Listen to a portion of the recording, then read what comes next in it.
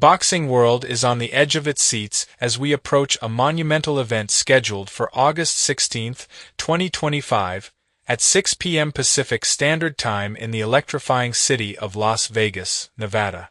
This is no ordinary fight. It's a rematch that has been months in the making, a clash that promises to settle a score that has lingered since the controversial majority draw between Gervonta "Tank" Davis and Lamont, the Reaper Roach Jr. on March 1, 2025. That night at Barclays Center in Brooklyn, New York, left fans, analysts, and the fighters themselves yearning for a definitive outcome, and now, the stage is set for what could be a defining moment in both their careers and the lightweight division. Tonight, as the lights of Las Vegas shine bright, we're not just witnessing a fight, we're partaking in a lesson on the art, history, and cultural significance of professional boxing. This commentary will explore the fighters' backgrounds, their first encounter, the build-up to this rematch, their training camps, tactical breakdowns, expert predictions, historical context, and the broader impact on the sport, aiming to educate and captivate fans new and old. Let's begin by understanding the two warriors stepping into the ring. Gervonta Davis, born on November 7, 1994, in Baltimore, Maryland, is a name that resonates with power and precision in the boxing world.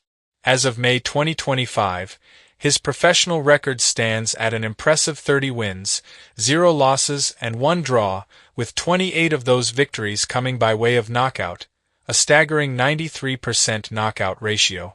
Davis currently holds the WBA lightweight title, a belt he has defended since capturing it in 2023, but his journey in boxing spans far beyond this division. He has previously held titles in the super featherweight and super lightweight divisions, showcasing his ability to adapt across weight classes. His amateur career laid the foundation for this success, with a record of 206 wins and 15 losses, earning him prestigious accolades such as the 2012 National Golden Gloves Championship, multiple National Silver Gloves titles, and 3 consecutive National Junior Championships from 2006 to 2008. Turning professional in 2013, Davis wasted no time making his mark, capturing his first world title in 2017 by defeating Jose Pedraza for the IBF Super Featherweight belt at the tender age of 22.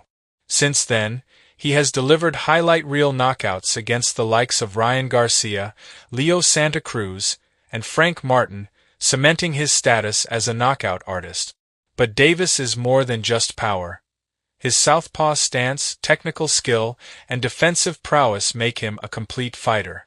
Ranked number 10 in ESPN's pound-for-pound list and number 3 in the lightweight division, Davis is at the peak of his powers, yet tonight, he faces a challenge that could test him like never before. On the other side of the ring stands Lamont Roach Jr., a fighter known as the Reaper, born on August 18, 1995, in Washington, D.C., and raised in Upper Marlboro, Maryland. Roach enters with a record of 25 wins, 1 loss, and 2 draws, with 10 knockouts. He is the reigning WBA Super Featherweight Champion, a title he secured in November 2023 by defeating Hector Luis Garcia, and tonight, he moves up to lightweight to challenge Davis once again.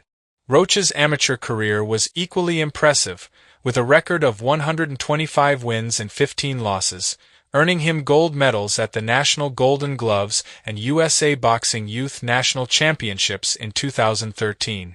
Interestingly, Roach and Davis crossed paths twice in the amateurs, with Davis winning both encounters, a fact that adds a deeply personal layer to their professional rivalry. Roach turned professional in 2014 and has built a reputation as a technical boxer with a high work rate, excellent counterpunching, and a resilience that has seen him rebound from his only loss in 2019 to Jamal Herring. Since that setback, Roach has been on a tear, culminating in his title win and his competitive draw against Davis earlier this year. For Roach, this fight is not just about winning a title in a new weight class. It's about proving he can overcome a childhood rival and cement his place among boxing's elite. The rivalry between Davis and Roach is steeped in history, dating back to their amateur days in the Maryland area. This regional connection makes their fight a battle for local pride, a narrative that echoes some of boxing's most iconic rivalries.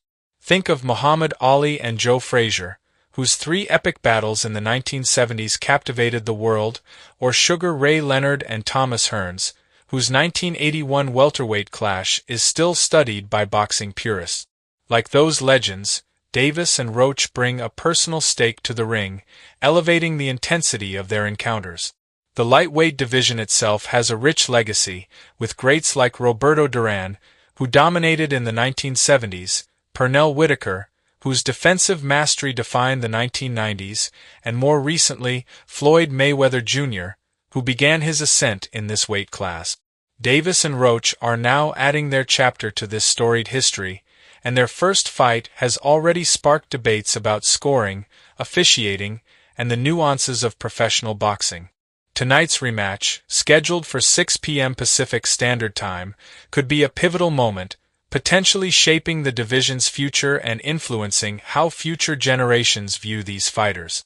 Let's revisit their first fight on March 1, 2025, at Barclays Center in Brooklyn, a 12-round battle for Davis's WBA lightweight title that ended in a majority draw.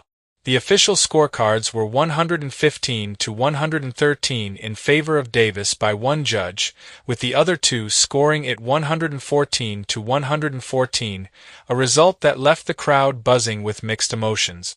The fight was a tactical chess match, with both fighters showcasing their strength. In the early rounds, from the first to the third, Davis took control, using his jab and power shots to keep Roach at bay.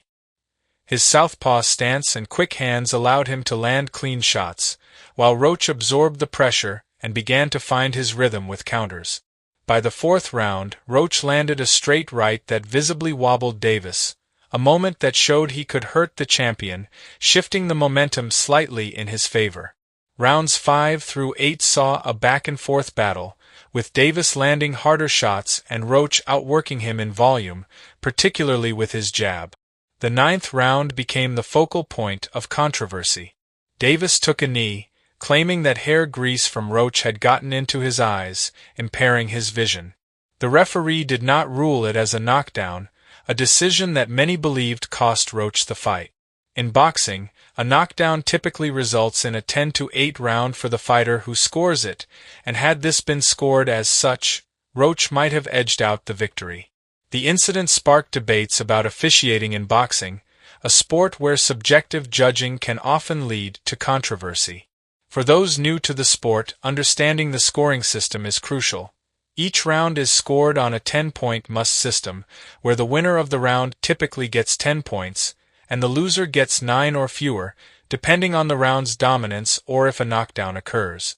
The final rounds, from the 10th to the 12th, saw both fighters digging deep. Davis pressed forward, landing power punches that showcased his knockout pedigree, but Roach responded with a strong finish, outlanding Davis in the 12th round with a flurry of punches. CompuBox statistics, which track punch output and accuracy, provide a clearer picture of the fight's competitiveness. Roach landed 112 of 400 punches, a 28% connect rate, while Davis landed 103 of 279, a 37% connect rate. Roach threw more punches per round, averaging 33.33, compared to Davis's 23.25, showing his higher work rate. Post-fight, the reactions were telling. Davis, speaking to reporters at 10 p.m. Eastern Standard Time on March 1, 2025, acknowledged Roach's skills, saying, "Lamont is a great fighter. He got the skills, like I said before. He got punching power. It was a lesson. Hopefully, we can run it back." Roach, visibly frustrated at 10:15 p.m. Eastern Standard Time, stated, "If that's a knockdown, I win the fight," reflecting his belief that the ninth round incident should have been scored differently. Thanks for watching.